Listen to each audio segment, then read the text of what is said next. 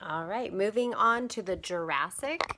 So Jura, we talked about, named after the Jura Mountains, and the Jura Mountains are located at the border of France and Switzerland. Kind of hard to see. So the original fossils we were finding were up in the United Kingdom, and this is pretty nearby, the grand scale. This is interesting because we were talking about how all of the continents were connected, and they were slowly moving apart. But if you look at this picture, you will see how close the continents were to one another, and you'll see how the animals, like the Mesozoics and that dog-like, the egg-laying mammal-like reptile, Stegosaurus, right here, and the Lystrosaurus. You can see okay, so the dog-like one is located here in Africa. It's also located here in South America. You can see that reptile, the aquatic reptile, the Mesosaurs. You can see it located at the bottom of South America, at the bottom of Africa. So these animals were able to walk across the land no problem. And then when the continents became further apart, they were not able to do that.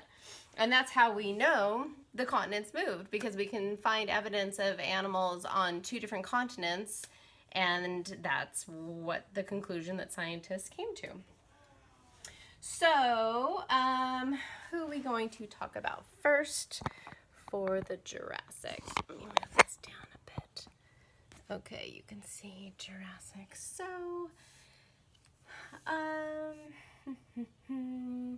well, let's talk about this line here. Can you see this line? Okay, this line splits right here. It used to be, I hope you can see this. There, okay. So this one line with our buddy splits into two. And this top line is the reptiles, and it's coming down towards the mammals. So that's what we're working with here. So the very first mammals go on this line. And in terms of the reptiles, we have Brontosaurus, but this is actually a picture of a Patasaurus. The proper name, Brontosaurus. So this is a huge plant-eating dinosaur. So that goes here. And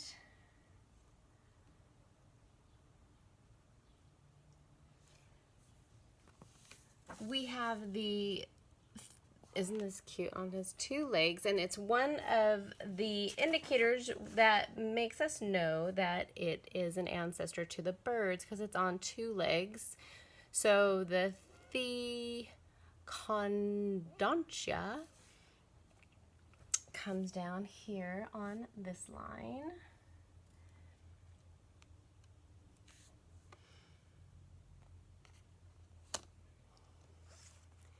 And with that, we see the beginning of birds. So Archaeopteryx is the first bird. Maybe I can come down here. So Archaeopteryx, the first bird, the Thecondontia, Brontosaurus, and first mammals. So one thing that I think is funny, because we were talking about nautiloids a long time ago, and we were talking about ammonites, I think because they're just so popular. But ammonites did not come onto the earth until the Jurassic. On our chart, ammonites are right here.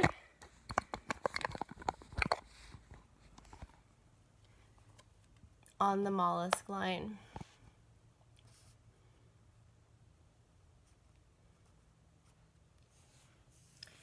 So I know you all have an Ammonite book, and so that'll be fun to draw that and add that to your report if you haven't already.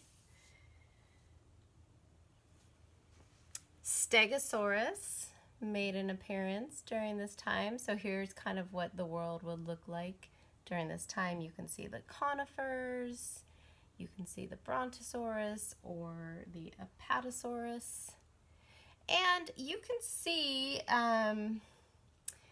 let's see, we'll talk about Stegosaurus for just a moment. So Stegosaurus was a small-brained, 17-foot monster plant eater that was protected by the spines and plates on its back. So you can see that there. And then I'm just going to show you from that artist book. There's so many drawing options for Jurassic that you might just draw for a few pages of your report. So Archaeopteryx is the first bird, not to be confused with Pteranodon or Pterosaurus, which is a flying reptile.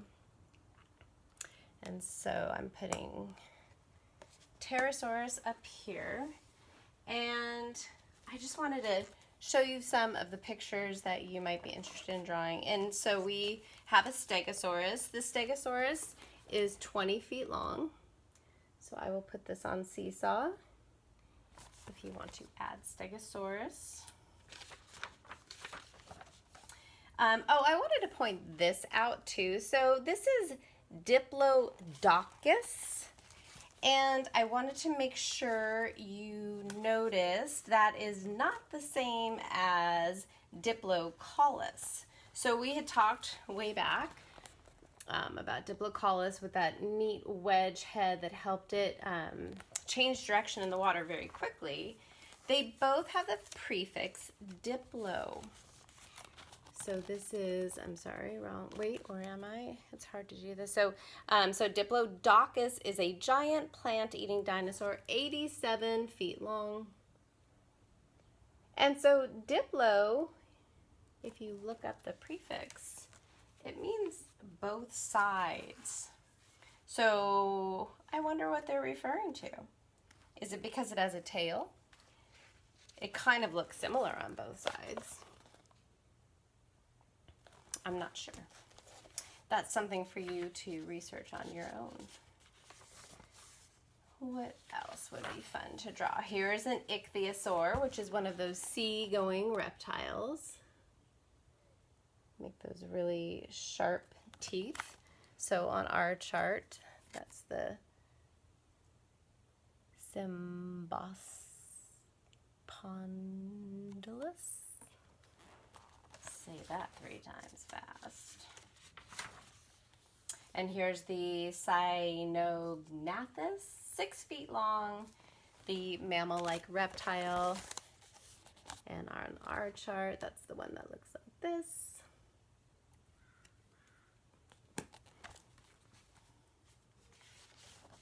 And so here's Pteranodon, which is, so I'm going to show you 2 that look similar. This is a tailless membrane winged reptile. And then I will show you, because as you notice, tailless without tail. But where's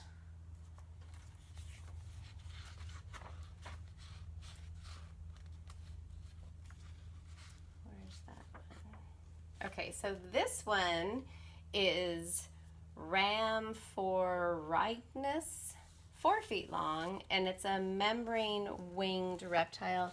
This one does have a tail.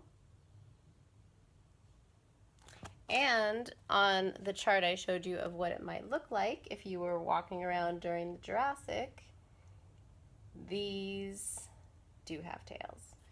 So both examples are shown on our chart for Jurassic. And here is a 2-legged reptile like the Theocondia. and it's an ancestor of dinosaurs and birds. So there are so many drawing opportunities that I'm just going to have to stop for today because I know you're going to want a couple days to just draw. And last but not least, the Archaeopteryx, which is the first bird. So that's what it looks like on our chart. And I will put this on Seesaw. So what I'll do is this will go on Seesaw. Well, today's a holiday, but if you want to work on it on a Monday, that's fine with me. I'm working on it on a Monday. Tomorrow you have Specialist, but you might want to draw in between Specialist. And I think tomorrow I'll record Cretaceous and hopefully all of Cenozoic. And that way you're on your own to go at whatever speed you would like. We are almost finished with the timeline of life. Happy Memorial Day.